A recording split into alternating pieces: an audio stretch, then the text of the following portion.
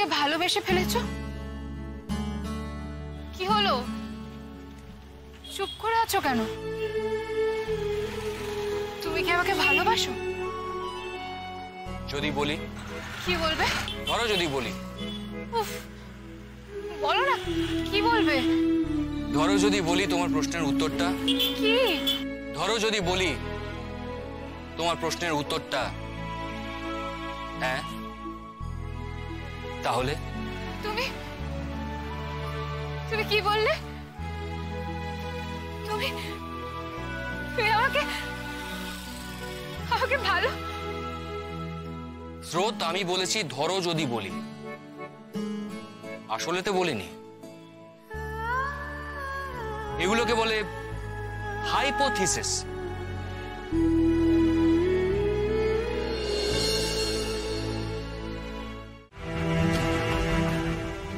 नहीं, ये पसंद नहीं आ रहा है। आप और कुछ दिखाए ना।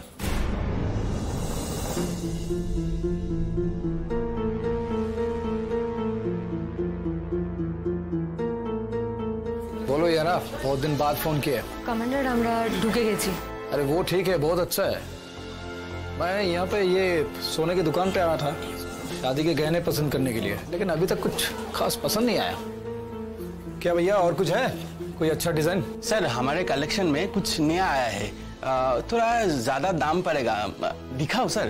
कोई बात नहीं है, पसंद होना चाहिए, दिखाइए। Okay sir, okay.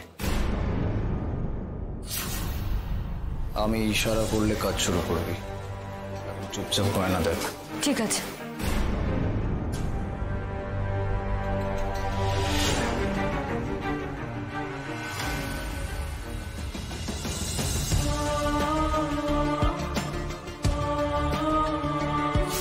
আবার প্ল্যান, এমডিটা শেষ করব, তারপর যদি বিদেশ যাওয়ার চান্স পাই এমআরসিপিটা করতে, তাহলে তাই যাব। কেন যেতে পারবি না? নিশ্চয়ই পারবি। তোর মতন এত ভালো রেজাল্ট কজনের হয়?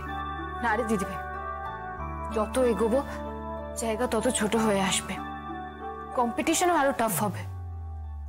জানিস, ওখানে সবাই ভালো, সবাই তুখোর, মাঝারিদের কোনো জায়গাই নেই ওখানে। মাঝারিদের সঙ্গে জায়গা করতে হবে কেন?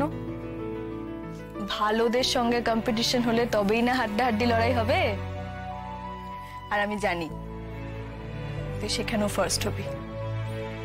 সে তো তুই বলবি, নিজের বোনের ব্যাপারে তো সবাই এটাই বলে, কিন্তু আসল ব্যাপারটা খুব চাপের রে। আচ্ছা, মানে এই সবে তাও কত বছর লাগবে?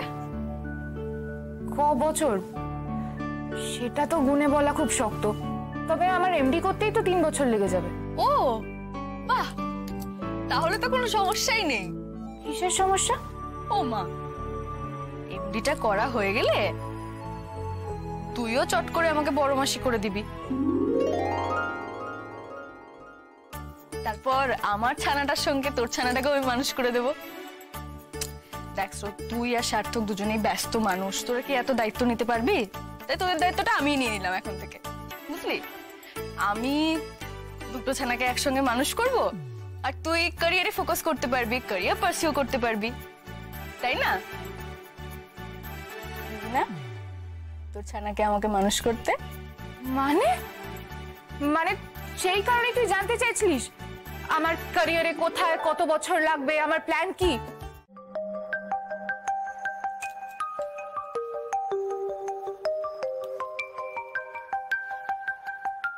মা ফোন করেছে।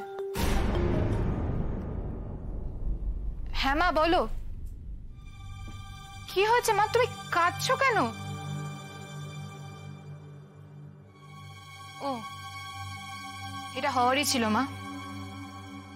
না, এইবার আমরা কেউ ওকে আর আটকাবো না, দিদি ভাইও না।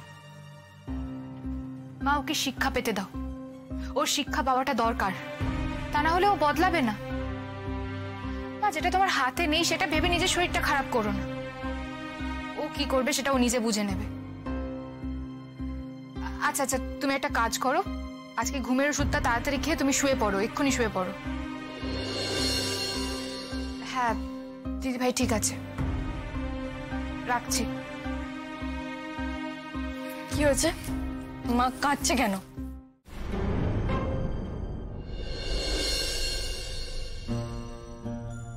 না, আমি আর দুর্বল হব না নীলুর প্রতি। মানসিক অস্থিরতার মধ্যে দিয়ে অনেকেই যায়, অনেকেরই জীবনে খারাপ ফেজ আসে, কিন্তু তার দোহাই দিয়ে কখনোই ওর করা অন্যায়গুলোকে জাস্টিফাই করা যায় না। আমি তো যথেষ্ট স্পেস দিয়েছি ওকে, সেটার সদ্ব্যবহারও যখন করতে পারেনি, তখন আর ওর কথা ভেবে আমি নিজের শরীর খারাপ করব না।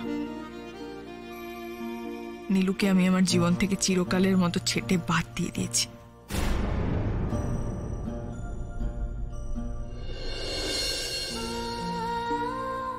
এটাকে কি বলে? অন্ধ স্নেহ। নীলুকে নিয়ে ভাবলে না সেই ছোট্ট জামা পরা নীলুটার কথা বারবার আমার চোখের সামনে ভাসে। দাদা ভাইয়ের অঙ্কের খাতায় যে ছবি এঁকে পালিয়ে আসতো, মায়ের বকুনি খেয়ে আমার আড়ালে আশ্রয় নিত, খারাপ রেজাল্টের জন্য বাবা ধমক দেওয়ার আগেই আমার কাছে এসে বড় বড় দুটো চোখ তুলে বলতো, দিদি ভাই কেলেঙ্কারি করে ফেলেছি রে, এইবারের মতো আমাকে বাঁচিয়ে দে।